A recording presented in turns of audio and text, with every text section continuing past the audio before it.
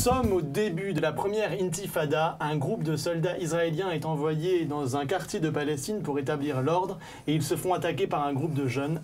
L'un d'entre eux meurt, ils sont obligés de rester sur ce territoire en haut d'un building et d'assister au théâtre de la guerre stupide que se livrent ces deux peuples depuis très longtemps. C'est le sujet du nouveau film Rock de Casbah de Yariv Horowitz. Alors, est-ce qu'il a réussi, Manu, sa mission d'expliquer aux gens que c'est vraiment con de faire la guerre? Il a réussi parce qu'il prend pas parti. Et ça, dans le contexte actuel de beaucoup de films israélo-palestiniens qui sortent et qui malheureusement prennent trop souvent parti, il réussit très bien cette mission parce qu'il s'attache uniquement au destin des 4 soldats qui suivent. En fait, c'est l'histoire donc effectivement de 4 soldats qui sont cantonnés sur un toit d'une famille qui ne les veut pas là parce qu'ils ont peur d'être accusés d'être des collaborateurs de l'ennemi.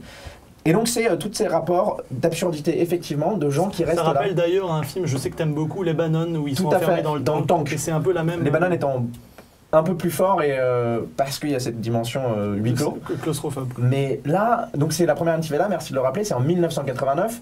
Et ce qui est terrible, et là où le film réussit, c'est que 20 ans, un peu moins de 20 ans après, 15 ans après, non, 25 ans après, j'ai du mal avec le calcul mental aujourd'hui. Bah, écoute, non mais l'absurdité est toujours là. Mange des carottes, c'est rien n'a évolué. C'est ça qui est terrible. Et c'est là toute l'absurdité de ce conflit, c'est qu'aujourd'hui, comme en 89, on ne sait pas pourquoi ils sont...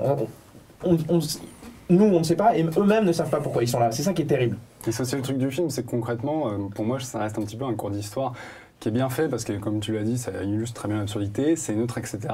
Le problème, c'est que c'est très didactique. Au bout de 10 minutes de film, tu as compris ce qu'il voulait dire concrètement. Et derrière, il n'y a pas grand-chose. C'est quand même des mecs qui se font chier sur un toit. Alors après, moi, je trouve que quand même, c'est plutôt bien fait, si tu veux, le côté... ça va pas être un gros budget et franchement, au niveau du rendu de la ville et tout, c'est très bien. Et puis ils ont tourné en très peu de jours. C'est assez immersif. En fait, ce qui est intéressant, c'est que le film, du fait qu'on suit des soldats en fait, qui s'ennuient sur un toit, donc en fait, qui sont là pour veiller à ce que tout se passe bien et donc qui vont se faire prendre à partie, mais concrètement, les soldats s'ennuient. Et d'ailleurs, ça a été fait aussi dans Beaufort. Je ne sais pas si tu as vu Beaufort, mais sur l'ennui des soldats. Et en ça, le film, il arrive à être assez intéressant en prenant en compte que le fait, effectivement, il ne prend pas parti. Par contre, en fait, je trouve que le film est assez caricatural, c'est-à-dire que sur le plan purement cinématographique, en fait, tu anticipes à peu près tout ce qui va se passer, notamment dans les soldats. C'est-à-dire que tu sais dans les soldats qui va craquer, parce qu'en fait, ils ont déjà casté les mecs sur les gueules qu'ils avaient, et donc en fait, les mecs, on a le méchant soldat, donc on sait qu'il va partir à côté, on a le mec un peu tiraillé parce qu'il a toujours un peu sa moue, je suis un peu tiraillé, on a le mec du consensus, et puis on a le chef, on sait que le chef, il est un peu dur, donc il va être le méchant, et donc c'est lui qui va venir un peu foutre le bordel, en tout cas apporter l'autorité, et en ce sens-là, finalement, on anticipe à peu près tout ce qui va se passer et tout ce qui aurait pu apporter autre chose que simplement le discours sur l'absurdité de la guerre. C'est quand même une grosse partie du film, justement, ces rapports entre tous les soldats, enfin, c'est quand même les 3/4 du truc au final. Bien sûr, c'est le mélange en fait entre d'un côté la chute du Faucon Noir de Ridley Scott avec des gens enfermés qui attendent, et puis de l'autre côté le cinéma de Ethan Fox. En fait, Tu marcheras sur l'eau, c'est cette jeunesse israélienne qui filme. C'est vraiment qui filme la jeunesse israélienne. Le problème du film, c'est qu'il hésite entre le naturalisme et le symbolisme. Et donc en permanence, vous avez des effets naturalistes de nous montrer c'est quoi la guerre, c'est quoi cette confrontation entre les deux peuples, mais de l'autre côté, il veut quand même nous raconter quelque chose, et cette fameuse absurdité qui devient une espèce de cliché de ce cinéma-là. Le symbolisme, je sais pas, avec le mec qui va faire la radio, et puis il y a une espèce de brume à la fin qui envahit l'écran, il y a ce gamin qui les regarde en permanence, qui fait semblant de jouer à la guerre. C'est-à-dire que le type n'arrive jamais à décider s'il est complètement naturaliste, c'est-à-dire qu'il veut nous mettre complètement là-dedans, ou alors s'il est symbolique, c'est-à-dire nous montrer avec son regard d'aujourd'hui ce qui s'est passé avant. Il y a un problème dans le film, ce qui fait que c'est à la fois pas désagréable, pas inintéressant, mais on est toujours un tout petit peu à l'extérieur du film. C'est-à-dire qu'on les regarde, comme tu dis, ils sont effectivement extrêmement caricaturaux. En même temps, ça permet de l'identification aux personnages. On a envie de les suivre. C'est comme dans le cinéma américain, ça. Hein. Oui. Mais c'est pour ça que je pense à la chute du Faucon Noir. C'est-à-dire qu'on a vraiment ces différents personnages. Là, le début du film, les 15 sont vraiment très réussis. La poursuite est très hallucinante dans la ville avec le budget qu'il a eu. Mais il y a un problème sur la menace, c'est-à-dire que le film n'est pas assez tendu. C'est-à-dire qu'il y a ce moment où le film se relâche comme ça et il devient une espèce de désert des Tartares, quoi. Ils attendent, ils savent pas ce qu'ils ont envie de faire. Sauf que là, nous aussi, on aimerait que le film reparte. Il n'y a pas assez d'enjeux entre les personnages, il n'y a pas assez d'enjeux avec la famille en question. Je suis d'accord avec les enjeux. Par exemple, un film, je ne sais pas si vous l'aviez vu, comme Ajami, sur ce quartier très tendu. Plus du Scorsese. Oui, mais tu vois ce que j'appréciais dans ce film-là, c'est qu'il y avait vraiment plein de personnages et on arrivait à avoir les états d'âme de tout le monde. Le but n'est pas de faire ça, le but est aussi de montrer l'ennui de la guerre, que la guerre, c'est chiant, que 90% du temps, il ne se passe rien. Et là, effectivement, même si ça peut poser problème pour le spectateur et que ça peut créer une certaine lassitude. C'est aussi ça la guerre. La guerre, c'est attendre. Ouais, mais c'est pas le premier film non plus qui montre Non, ça. mais c'est c'est ça. ça. Je trouve Jared, qu'il y a un tu vois, côté un par peu exemple. vain. c'est-à-dire, Jared le il fait passe à très côté, il passe à côté de certains trucs qui peuvent être intéressants. Effectivement, le rapport sur les soldats qui sont au-dessus du toit, enfin sur le toit, et le rapport à la famille qui est en dessous. En fait, ça arrive avec parcimonie. Et en fait, là, il y avait vraiment un truc à jouer. Et ça, c'était Ça en fait, quasiment l'intérêt. C'était un des gros intérêts du film. C'était le rapport avec finalement deux entités qui sont l'une sur l'autre, qui sont entre guillemets dans leur bon droit chacun sur leur référentiel. Et finalement, bon, ils vont se côtoyer, ils vont un peu se challenger mutuellement. Et bon, voilà. C'est un peu caricatural. Il y a un moment où un gentil soldat lui laisse un peu d'argent et elle le déchire. Ça, c'est effectivement, il y a des choses qui sont.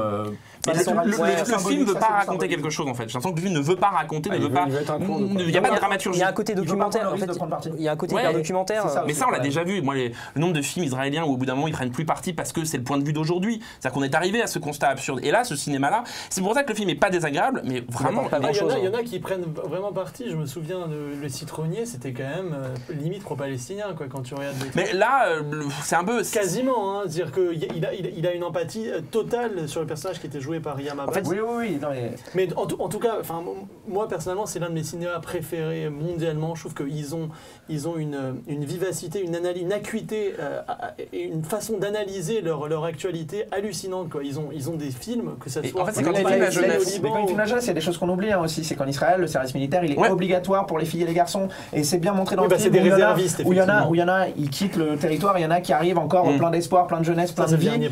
C'est même pas je révèle rien, mais c'est vrai que il y a effectivement cette jeunesse israélienne. Et il y a un autre truc sur l'absurdité de la guerre qui est intéressant, c'est qu'on entend par certains moments une radio qui s'appelle La Voix de la Paix en 89 qui a vraiment existé. Et le mec était un Israélien pacifiste et tout. Et depuis, il est mort. Il a été assassiné par des radicaux.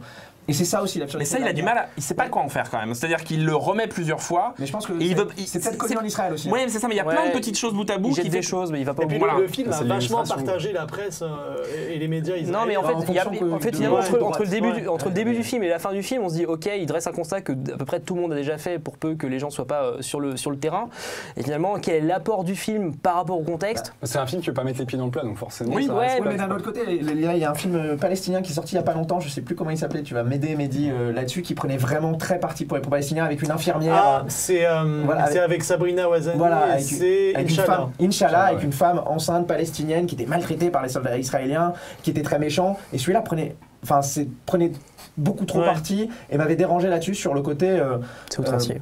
Non, mais sur le côté outrancier, genre tous les soldats israéliens sont méchants, sont inhumains, c'est normal qu'ils se fassent sauter parce qu'ils sont désespérés. C'était un peu le message du film. Là, les soldats sont pas tous gentils, les Palestiniens non plus, on sent toute l'absurdité du conflit et ce côté antagoniste. Mais ce qui fait qu'ils le traitent pas en fait le conflit. Parce qu'en fait, ça pourrait prendre n'importe quel conflit et pas celui-ci et on aurait le même film. Aussi, mais c'est peut-être aussi la force du film d'éviter justement. D'être métaphorique et symbolique, c'est ça qu'il veut faire. Sauf que l'autre partie, c'est qu'il est naturaliste et qu'il nous raconte comment ça fonctionne. Est-ce que ça veut dire que quelque part tu le trouve naïf? C'est pas qu'il est naïf, c'est qu'il est maladroit. C'est-à-dire qu'il y a plein de petits morceaux de choses qui pourraient être vraiment excellentes. Et vraiment, les 15 premières minutes sont vraiment brillantes. On est vraiment dedans. Il y a vraiment des effets de mise en scène qui sont très réussis. Et puis à un moment, le film s'arrête. Et là, il attend en fait. Il attend que se passe quelque chose. C'est peut-être une métaphore de la guerre, c'est peut-être tout ça. Mais moi, en tant que spectateur, je me dis, ouais, bon, et à partir de là, qu'est-ce qui va se passer? Mais niveau naïf, c'est quand même beaucoup moins naïf qu'un film que tu n'avais pas aimé non plus avec le héros de Somewhere, où il joue un soldat israélien. Ah, mais ça, c'est épouvantable. Voilà. Et là, ça s'appelait comment ça? Avec le gamin là Avec Dorf là. Avec Stephen Dorff. Et là, c'était complètement naïf et complètement hors de tout, quoi, hors de toute réalité. Tandis que celui-là, il a quand même, effectivement, je suis d'accord, il mélange beaucoup de choses, mais il a quand même cette intelligence de ce côté véridique. Il y a un côté effectivement témoignage du passé qui est intéressant pour ça. Merci chers messieurs, on envoie le palmarès.